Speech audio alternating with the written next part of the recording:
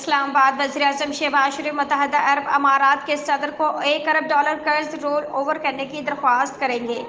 درخواست پر $1 ارب کا deposit maturity سے قبل رول اوور ہو جائے گا۔ تفصیلات کے مطابق متحدہ عرب امارات کو $1 ارب ڈپازٹ کی ادائیگی اور میچورٹی سے قبل رول اوور کرنے کی تیاریاں جاری ہیں۔ ذرائع نے بتایا کہ وزیراعظم شہباز شریف صدر کو $1 ارب قرض رول اوور کرنے کی درخواست کریں گے۔ درخواست پر $1 ارب کا ڈپازٹ میچورٹی سے قبل رول اوور ہو جائے گا۔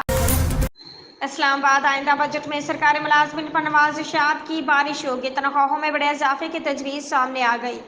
تفصیلات کے مطابق وفاقی حکومت متعدد معاشی چیلنجوں کے درمیان مالی سال 2024-25 کے لیے اپنے پہلے بجٹ کا اعلان 12 جون میں کرنے جا رہی ہے۔ تمام وفاقی اور صوبائی سرکاری ملازمین ہر سال بجٹ کے اعلان کا بے صبری سے انتظار کرتے ہیں، کیونکہ حکومت کی جانب سے مہنگائی سمیت مختلف عوامل کو مدنظر رکھتے ہوئے ان کی تنخواہوں میں اضافہ کیا جاتا ہے۔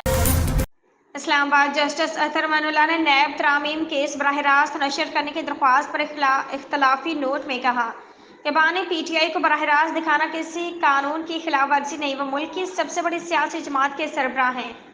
تفصیلات کے مطابق نیب ترامیم کیس براہ راست نشر کرنے کی درخواست پر جسٹس اطہر من اللہ نے اختلافی نوٹ جاری کر دیا، جس میں کہا گیا کہ کیس کی کارروائی براہ راست نشر کرنے کی درخواست منظور کی جاتی ہے۔